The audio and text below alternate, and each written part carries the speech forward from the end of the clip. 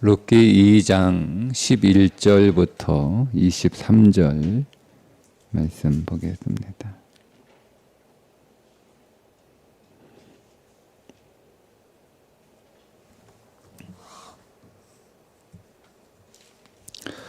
보아스가 그에게 대답하여 이르되 네 남편이 죽은 후로 네가 시어머니에게 행한 모든 것과 네 부모와 고국을 떠나 전에 알지 못하던 백성에게로 온 일이 내게 분명히 알려졌느니라.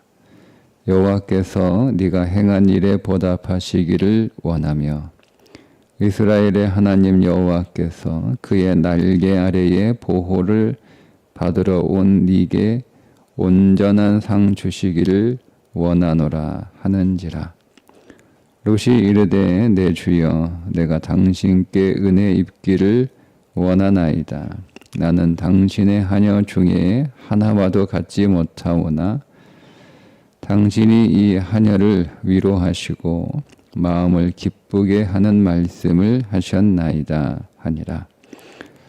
식사할 때에 보아스가 룻에게 이르되 이리로 와서 떡을 먹으며 내 떡 조각을 초에 찍으라 하므로 룻이 곡식 뱉는 자 곁에 앉으니 그가 볶은 곡식을 주매 룻이 배불리 먹고 남았더라.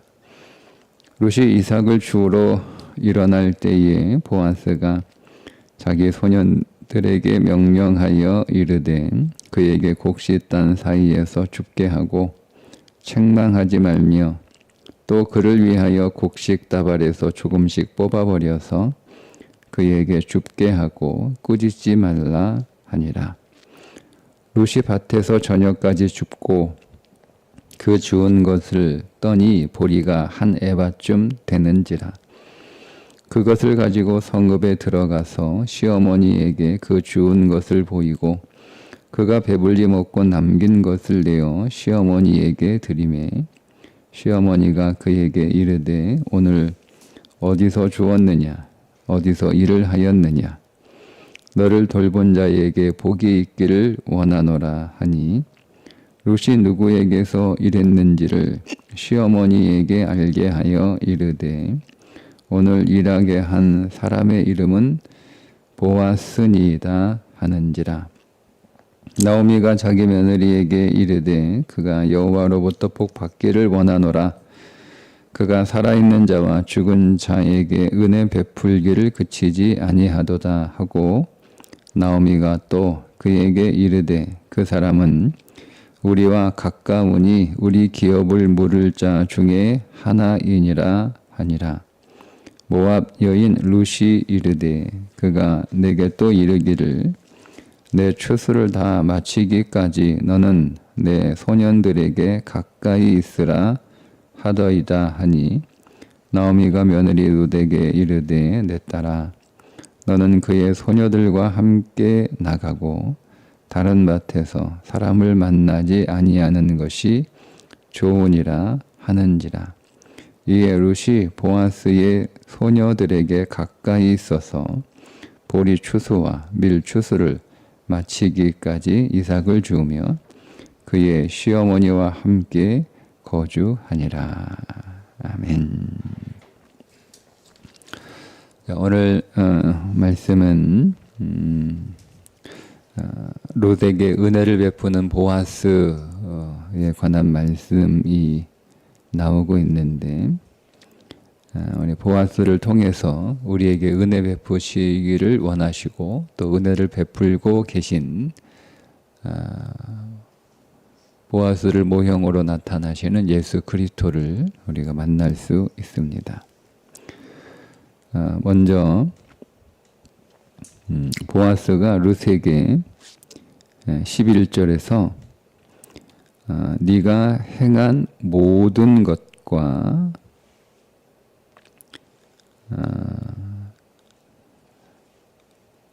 부모와 고국을 떠나 전에 알지 못하던 백성에게로 온 일을 분명하게 알고 있다. 11절 보면 두 개의 단어가 나오는데 모든 것을 분명하게, 모든 것이 분명하게 보아스에게 알려졌다. 이렇게 말하고 있습니다. 그러니까 여러분, 우리가 행한 모든 일이 분명하게 하나님께 알려져 있다는 사실. 사람들은 잘 모르잖아요. 물론 보아스가 사람들의 말을 통해서 전해 들은 것이긴 하지만 그러나 사람들은 모를 수도 있고 사람들은 알아도 그냥 알고만 있을 뿐이지 나에 대해서 아무것도 해줄 수 없는 그런 사람들. 그러니까 여러분, 사람들이 나에 대해서 내가 행한 선한 일에 대해서 알든 모르든 그렇게 나하고는 상관이 없어요. 왜냐하면 알든 뭐 하겠어요. 그들이 나한테 해줄 수 있는 게 아무것도 없는데. 아무것도 해줄 수 없다라고 하는 면에서 보면 아는 것이나 모르는 것이나 크게 다르지 않잖아요. 그죠? 다른 사람들이 내가 해난 믿음의 선한 일에 대해서 알면 나에 대해서 좋은 인상을 갖고 나에 대해서 좋은 평가를 할 수 있어서 모르는 것보다는 낫지만 안다고 해서 그들이 나에게 뭔가를 해줄 수 있는 게 전혀 없다는 겁니다. 그러니까 사람이 나에 대해서 알든 모르든 그건 우리가 크게 그것에 대해서 신경 쓸 일은 아니에요. 알아도 그만, 몰라도 그만. 이것이 신자의 삶을 살아가는 태도이어야 됩니다. 여러분, 우리가 만약에 사람들에게 내가 해난 일에 대해서 자꾸 이렇게 어필하려고 하면 그 신앙은 위선이 되기가 쉬워요. 자꾸 우리는 사람들의 이목과 관심에 초점을 맞추다 보니 자꾸 우리 안에서 육적인 것들이 발동을 합니다. 그러니 우리가 뭔가 우리가 행한 선한 믿음의 행위에 대해서 누군가 알아주기를 원하는 마음을 우리 안에서 계속 다룰 수 있어야 돼요. 몰라도 그만인 거예요. 알아도 그렇게 크게 대단한 것도 아니고 내게 그렇게 유익하지 않아요. 오히려 사람들에게 나의 선한 행위를 알리려고 하는 것 자체가 내게 굉장히 무익합니다. 뿐만 아니라 해롭습니다. 그러니 우리는 하나님이 다 분명하게 알고 계시다라고 오늘 말씀하고 있잖아요. 하나님은 분명히 다 알고 계세요. 그러니까 하나님은 오늘 우리의 모든 것들을 우리가 행한 선한 믿음의 일들을 분명하게 알고 계시고 다 알고 계세요. 그것만 알고 계시겠어요? 우리가 하나님은 오늘 우리의 마음의 중심까지 내 의도까지 다 알고 계시니 이것을 오늘 우리가 더 신경을 써야 되는 거예요. 그분은 나의 의도를 다 알고 계세요. 내가 어떤 목적과 동기를 가지고 이 선한 일을 하고 있는지 하나님은 다 알고 계세요. 그러니 우리는 두렵고 떨리는 마음으로 그분 앞에서 선한 삶을 살아야 될 뿐만 아니라 우리가 우리 안에 선한 동기로 믿음의 동기로 하는 모든 일들을 그분이 하나도 빠짐없이 분명하게 다 알고 계시다라고 하는 것에 대해서 우리가 확신을 하고 신뢰를 해야 됩니다. 자, 그런데 하나님은 우리가 하는 선한 믿음의 행위를 분명하고 다 알고 계실 뿐만 아니라 우리가 거기서 더 믿음을 전진해야 할 것이 있는데 그분은 보답하시는 하나님이라는 것입니다. 자, 12절에 여호와께서 네가 행한 일에 보답하시기를 원하며. 하나님은 보답하시는 하나님이세요. 하나님은 사람은 우리가 행한 믿음의 선한 일들을 알고 있어도 보답을 해줄 수가 없어요. 해봐야 칭찬 정도? 나에 대한 좋은 인상을 갖는 것? 그것 말고는 사람들이 나한테 해줄 수 있는 게 뭐가 있겠어요? 근데 하나님이 보답하신다라는 거예요. 그러니까 하나님만 아셔도 충분합니다. 그러니까 하나님이 아시면 되죠. 그러니까 우리는 하나님이 오늘 우리를 보답하시는 것에 대해서 너무 조급하니까 하나님은 하나님의 때에 정확하게 하나님은 오늘 우리가 행한 모든 선한 일들을 분명하게 다 알고 기억하고 계시니 하나님은 반드시 보답하신다라는 것을 우리가 더 믿음을 전진해서 우리가 알 필요가 있습니다. 자, 그런데 이것을 다시 보아스를 한 믿음의 사람이라고 하는 측면에서 보면 보아스가 그냥 입술로만 이 룻을 축복하지 않잖아요. 그러니까 보아스에게는 어떤 믿음이 있었냐면 믿음의 선한 일을 행하면 하나님은 그것을 분명히 다 아시고 기억하셔서 반드시 보답하신다라고 하는 것을 알고 있어요. 그래서 그 믿음으로 룻을 축복하잖아요. 하나님이 내게 보답하시기를 원하노라. 이렇게 축복합니다. 보답하시기를 내가 간절히 원한다는 거예요. 자, 그런데 보아스의 믿음은 여기서 더 전진하는데 자기가 룻을 하나님이 보답하실 때 자기를 통하여 룻의 그 선한 일을 보답하는 그 하나님의 복의 통로가 자기가 되겠다는 거죠. 이게 보아스의 믿음의 전진이에요.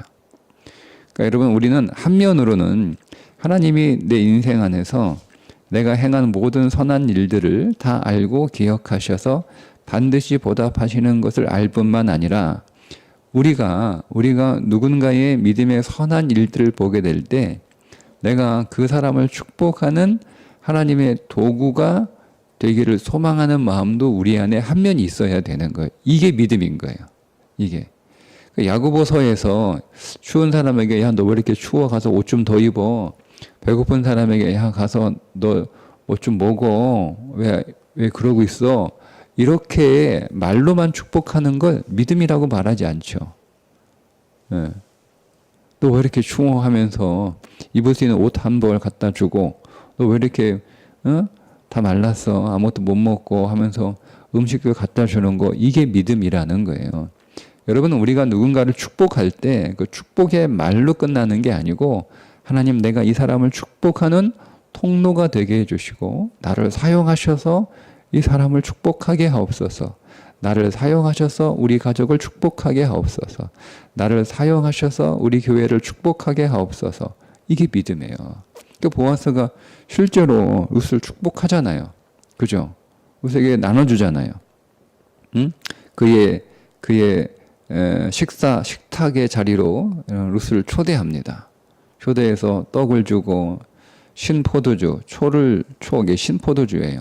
신포도주를 주고 볶은 곡식을 주잖아요. 그죠?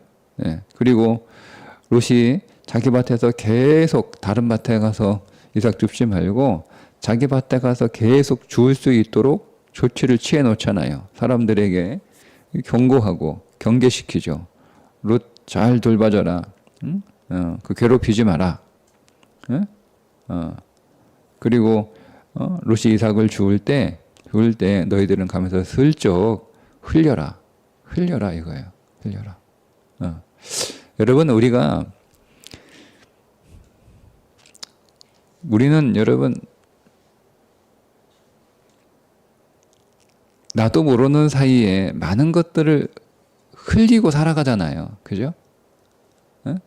우리 안에 꼭꼭 단속을 하지 마. 찢어진 그물처럼 나도 모르게 빠져나가는 것들이 얼마나 많습니까? 우리 인생 안에.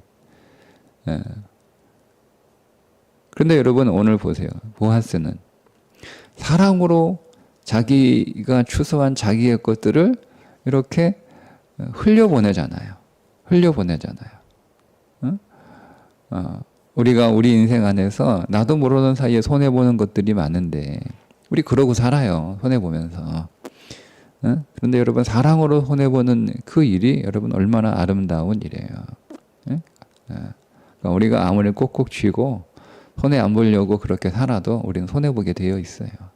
기왕에 손해보는 거 사랑으로 손해보는 것이 여러분 더 낫지 않습니까? 그러니까 이게 보아스의 믿음이 계속 이렇게 오늘 우리를 통해서 도전하고 있습니다. 근데 보아스가 또 믿음의 말을 또 하나 더 하는데 12절에서 룻을 축복하고 이어서 하는 말이 뭐냐면 이스라엘의 하나님 여호와께서 그의 날개 아래에 보호를 받으러 온 네게 온전한 상 주시기를 원하노라. 그러니까 보아스는 룻이 시어머니 나오미를 따라서 베들레헴으로 돌아오는 것을 어떻게 해석하고 있냐면 하나님께서 그의 날개 아래에 보호받으러 하나님의 그 보호하시는 날개 아래로 보호받으러 온 것이라고 해석하는 거예요. 그러니까 롯이 여러분 어떤 목적으로 왔는지는 우리는 정확하게 알 수 없어요. 성경은 그것에 관하여 롯의 입을 통해서 밝히고 있지 않으니까 뭐 롯이 여러 가지 이유로 올 수 있었겠죠. 시어머니가 불쌍해서 시어머니를 그냥 보낼 수 없어서 마음으로 따라올 수도 있고 어차피 뭐 혼자 살아가는 인생인데 그래도 시어머니와 같이 살면 그나마 나올 수 있겠다라고 하는 마음에서 올 수도 있고 모함보다는 베들레헴이 더 살기가 낫겠다 싶어서 올 수도 있고 뭐 여러 가지 이유가 있잖아요. 그런데 롯이 온 목적을 다시 정해주는 거예요. 그가 어떤 목적으로 왔든 하나님의 날개 아래 보호를 받으러 온 것이다 라고 새롭게 목적을 정해줘요. 그러니까 여러분 오늘 우리의 인생이 우리가 이와 같다라고 하는 것을 우리가 볼 수 있어야 돼요. 창세기 28장에 보면 야곱이 형 에서를 속여서 장자권을 사고 난 뒤에 또 아버지를 속여서 장자의 복을 받게 되죠. 그 사실을 알게 된 형 에서가 노발대발하면서 내가 저놈 자식을 내가 그냥 가만두지 않겠다, 죽여버리겠다 이렇게 팔짝팔짝 뛰잖아요. 그러니까 이 어머니 리브가가 이것을 알고 가만히 있을 수 없어서 야곱을 불러가지고 너 이러다가 안 죽겠다. 그래서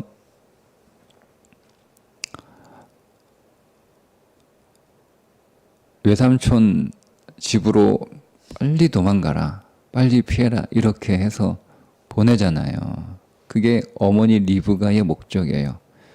어머니 리브가가 아들을 보내는 목적은 형 에서로부터 생명을 구하기 위해서. 근데 아버지 이삭이 그 목적을 바꾸죠. 뭐라고 보냅니까? 가서 믿음의 딸과 결혼해라, 신복감을 구해와라 이렇게 목적을 바꿔줍니다. 그러니까 현실적인 목적은 형의 칼을 피해서 도망가는 거예요. 근데 야곱의 목적이 바뀌어요. 믿음의 신복감, 믿음의 아내를 구하러 가는 것으로 바뀌어요.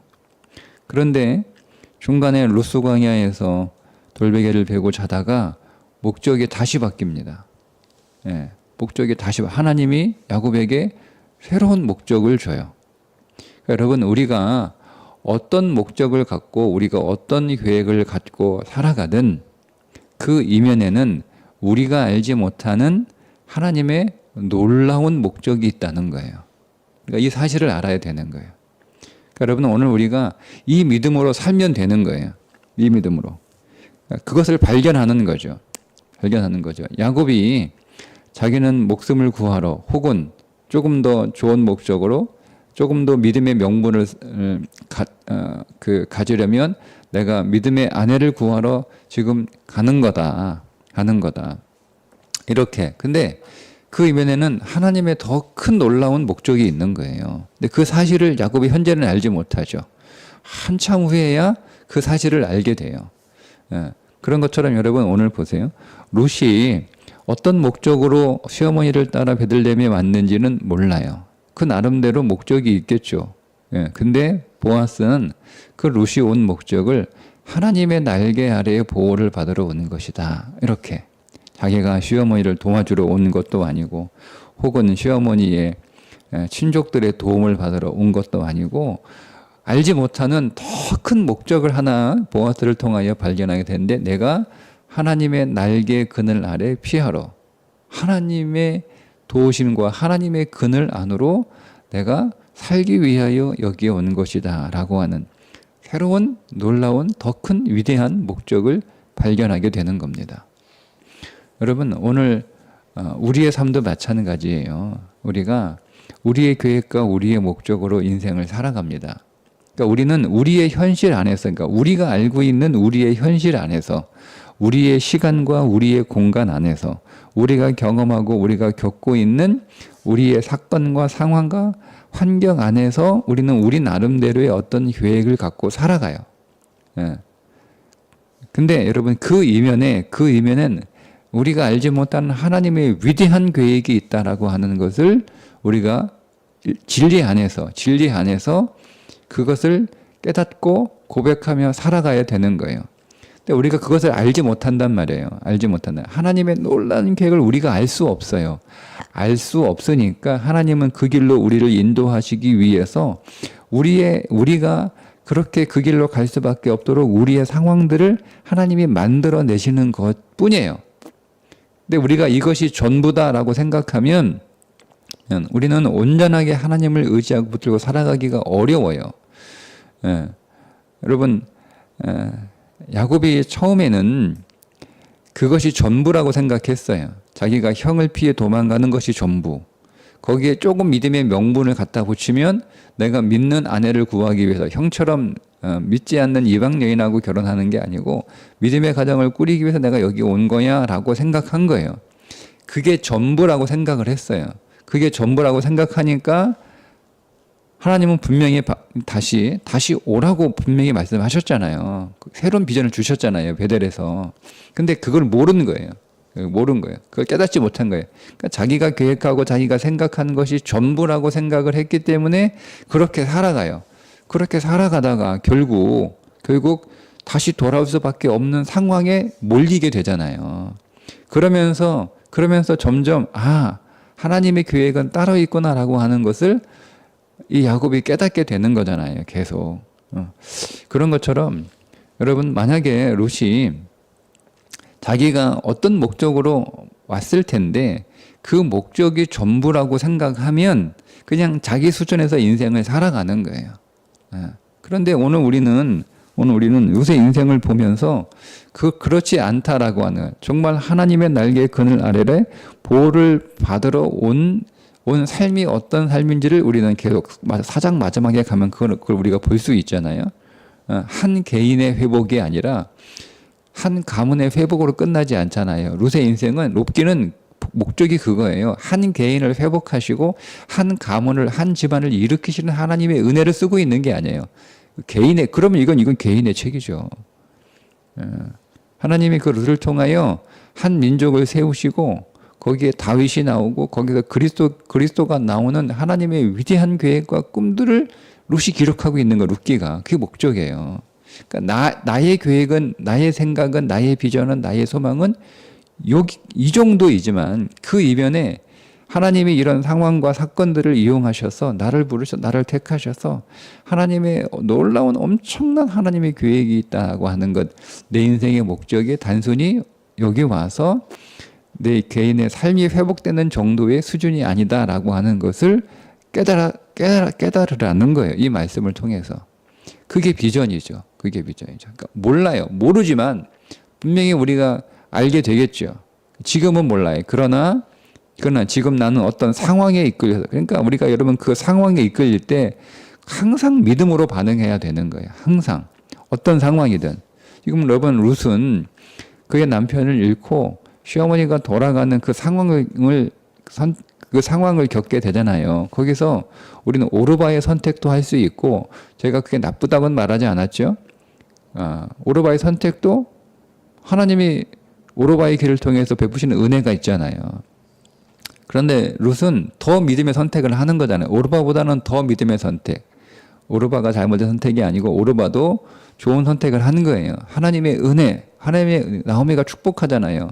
하나님의 은혜가 내게 있기를 원한다. 좋은 남자 만나서 새로운 인생 출발하기를 내가 축복한다. 이렇게 축복하잖아요. 근데 룻은 오르바보다 더 큰 믿음의 선택을 하는 거예요. 그러니까 우리가 항상 어떤 상황에서 우리가 잘 모르지만 이거 하나만 알면 돼요. 어떤 것이 믿음의 선택인가. 그러니까 믿음의 선택을 하시면 되는 거예요. 예. 그러니까 그 믿음의 선택을 하며 지금 룻이 왔잖아요. 계속 룻은 믿음의 선택을 합니다. 시어머니를 잘 봉양하기 위해서 이삭 죽게 하는 믿음의 선택을 하고 계속 믿음의 선택을 하잖아요. 그러니까 그 우리는 잘 모르지만 우리는 분명한 건 지금 이 순간 내가 어떤 믿음의 선택을 해야 하는지는 알아요. 그건 알아요. 그걸 우리가 모를 리가 없어요. 모를 수가 없어요. 성령께서 계속 말씀하시거든요. 성령께서 오늘 우리에게 하나님의 엄청난 그 크고 위대한 그림을 보여주지 않아요. 우리는 그거를 봐도 이해도 못하고 그걸 봐도 감당도 못해요. 그러니까 그건 보여줘봐야 소용없어 우리한테는. 그러니까 하나님은 우리한테는 당장 몇 걸음의 일들을만 하나님은 우리에게 말씀하시고 보여주시는 거예요. 그래야 우리가 이해할 수 있고 그래야 우리가 그걸 감당할 수 있으니까. 여러분 하나님이 오늘 여러분 우리들에게 하나님의 그 모든 위대한 격들을 보여주면 우리가 그거 이해할 수 있을까요? 믿지도 않아요. 믿지도 않아요. 그리고 감당하지도 못해요 그거. 근데 하나님은 그냥 그때 그 순간 우리들에게 하나님의 일들을 몇 걸음 이렇게 보여주셔서 그 길로 가게 하시는 거예요. 그 길을 따라가기만 하면 되는 거예요. 그러면 하나님의 그 위대한 하나님의 교회 안에서 오늘 우리의 일들이 펼쳐지는 거죠. 그걸 얘기해 주는 거예요.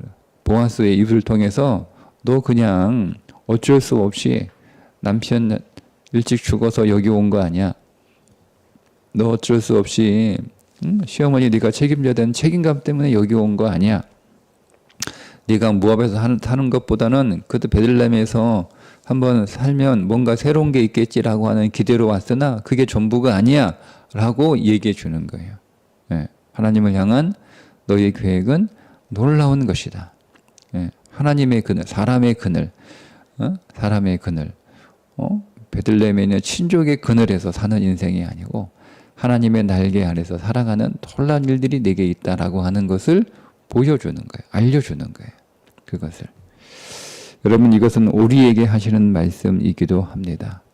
우리가 상황에 이끌려가고 우리가 어떤 환경에 의해서 우리가 어떤 사건에 의해서 오늘 우리가 우리의 걸음이 이끌려가는 것처럼 때로는 우리가 마지못해 이 선택을 할 수밖에 없은 내몰려서 그렇게 살아가는 것처럼 보이지만 그것이 우리가 믿음의 선택이었고 믿음의 반응으로 그렇게 한 것이라면 우리가 알지 못하는 하나님의 놀라운 계획이 우리 인생 안에 있음을 믿으시면 됩니다. 그걸 내가 지금 이해할 수 없어요. 보여줘도 깨달을 수 없어요. 감당할 수 없어요. 다만 그러니 하나님은 내 상황을 그렇게 만들어 가실 뿐이에요. 하나님의 야곱의 인생을 만들어 가시잖아요. 그죠? 상황을 자꾸 만들어 가시잖아요. 그러니까 삼촌 라반의 집에 가서 그 라반이 잘해주면 계속 거기 눌러 앉아 있을 거 아니에요. 거기서. 그러니까 라반이 좀 계속 임금도 속이면서 그렇게 하는 거예요. 그러니까 아유 내가 여기서는 도저히 못 살겠다. 거기도 엄청난 부자가 되었으나 내가 도저히 못 살겠다라고 해서 떠날 생각을 하게 하시는 거잖아요. 하나님께서. 그러니까 이게 하나님의 일이래요. 또 그것도 깨닫지 못하고 그냥 세겜에서 또 눌러 앉았다가 딸이 복행당하고 두 아들이 하몰의 아들들 다 죽여버리고 뭐 이런 사건. 그러니까 또 떠나가게 하시는 거예요. 그러니까 우리는 깨닫지 못해.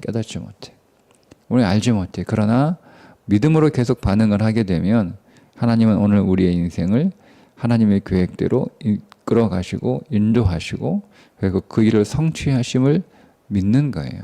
그러니까 우리가 중요한 건 매 순간마다 믿음으로 반응하는 거예요. 그럼 우리가 매 순간마다 믿음으로 반응하려면 방법은 하나예요. 하나님의 말씀 앞에 서서 그 말씀을 가지고 기도하는 것 말고는 방법이 없어요. 누가 알려주지 않아요. 누가 어디 가서 물어본 누가 알려주겠어요. 하나님이 여러분 내 인생에 관한 일들을 나에게 말씀하시지 누구에게 말씀을 하시겠어요. 그러니 우리는 매일 하나님의 말씀 앞에서 하나님 오늘 내가 어떤 믿음의 삶을 살아야 되는지 깨닫게 해 주옵소서라고 매일 하나님 말씀 앞에 서야 되는 거예요. 그리고 그 말씀을 읽고 묵상하고 그 말씀을 기도하면서 하나님 오늘 이 말씀을 따라가겠습니다 라고 하나님 앞에서 결단하고 온종일 그 말씀을 묵상하면서 그 말씀이 이끄시는 대로 순종하며 가면 되는 거예요. 그러면 내 계획이 아니라 하나님의 계획 안에서 하나님의 인도하심을 좇아 하나님의 목적을 성취하는 인생으로 나아가게 되어 있어요. 그게 잘 사는 인생이에요. 그게 승리하는 인생이에요. 그게 복된 인생이에요. 하나님의 계획이 내 인생 안에서 성취되는 것. 여러분 그거 말고 더 큰 성공이 어디 있습니까? 그게 가장 큰 성공이죠. 오늘 그것을 오늘 룻에게 보아스의 입술을 통하여 우리에게 알려주십니다.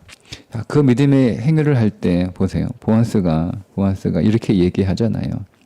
보아스가 그의 식탁에서 보아스가 세 가지 음식을 줍니다. 떡을 주고 신 포도주를 주고 볶은 곡식을 줘요. 이거는 우리가 그리스도로부터 얻게 되는 새 양식이에요. 세 가지 양식.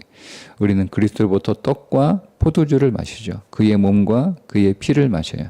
항상 그리스도는 우리에게, 그러니까 우리는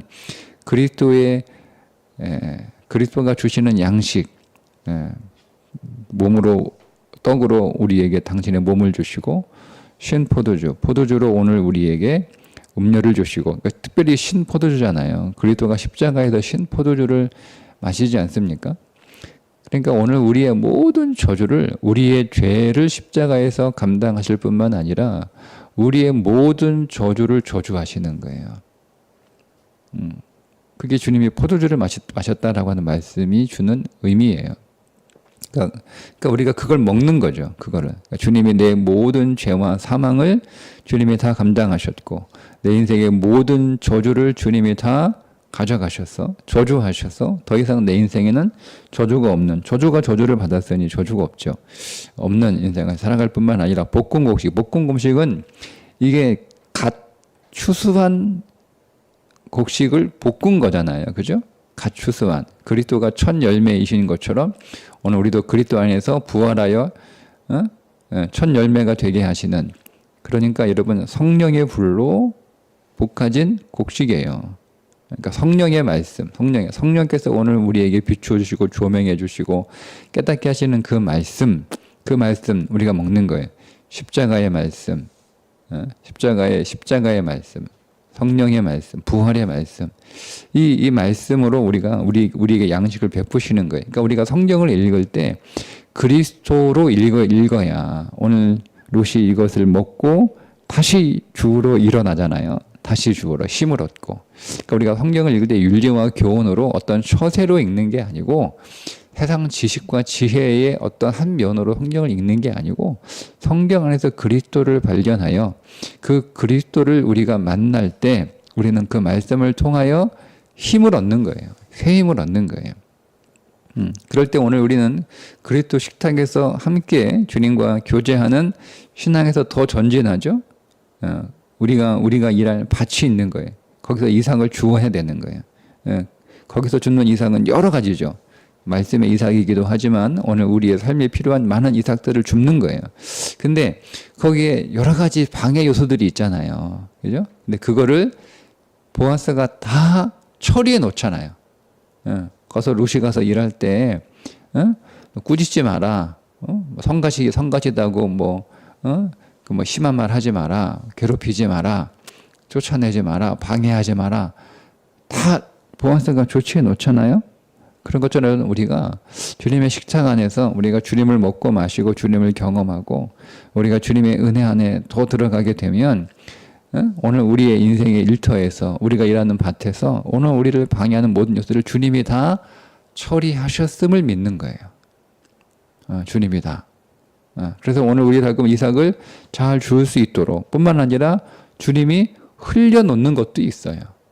이삭을 일꾼들에게 이삭 되면서 조금씩 흘려 룻이 좀 편하게 잘 줄 수 있도록, 많이 줄 수 있도록 그렇게 그런 조치를 다 주님이 해 놓으심을 믿는 거예요. 믿는 거예요.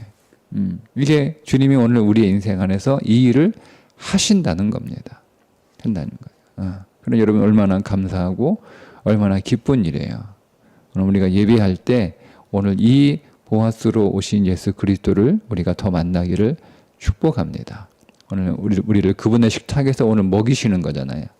오늘 하나님이 우리를 초대하셔서 예배는 하나님이 오늘 우리를 먹이는 식탁을 배설해 주시는 거예요. 그 식탁에서 그리스도를 먹는 거예요. 그리스도의 죽음을 먹고 그리스도의 부활을 먹고 그리스도의 영으로 더 충만해져서 오늘 우리의 인생 안에 우리가 또다시 돌아가게 될 그 밭으로 돌아가는 거잖아요. 새 힘을 얻어서 그 밭으로 돌아가 일할 때 그 밭에서 우리로 하여금 우리를 방해하는 모든 요소들을 주님이 다 조치해 놓으시고 오늘 우리가 수고롭게 오늘 우리의 열심과 우리의 노력과 우리의 땀으로 줍는 것 외에 하나님께서 흘려 놓으신 것들이 있다는 거예요. 내가 일하지 않고 내가 수고하지 않고 내가 땀 흘리지 않았지만 하나님이 우리에게 베푸시는 그 이상의 하나님이 흘려 놓으시는 이삭들이 있음을 믿고 오늘도 믿음 안에서 그 소망을 얻고 주님을 만날 수 있는 예배가 되시기를 주님의 이름으로 축복합니다. 기도하겠습니다. 하나님 아버지, 오늘 우리가 주님이 베풀어 놓으신 은혜의 식탁 위로 우리를 불러주셔서 오늘 우리를 더 먹이시고 오늘 우리에게 더 기운이 나게 하시고 우리로 새 힘을 얻어 소망 안에서 다시 우리가 살았던 인생의 밭으로 나가게 하여 주옵소서. 그 밭에 나아갈 때 하나님이 이미 오늘 우리 인생의 모든 방해 요소들을 다 조치해 놓으셨음을 또한 보게 하여 주시고 우리가 우리의 수고로 얻는 이삭 줍기도 있지만 하나님께서 흘려놓으신 더 풍성한 이삭들도 우리 인생 안에 있음을 또한 바라보게 하여 주셔서 우리가 소망으로 이 한 주를 시작하게 해 주옵소서. 예수님의 이름으로 기도합니다. 아멘.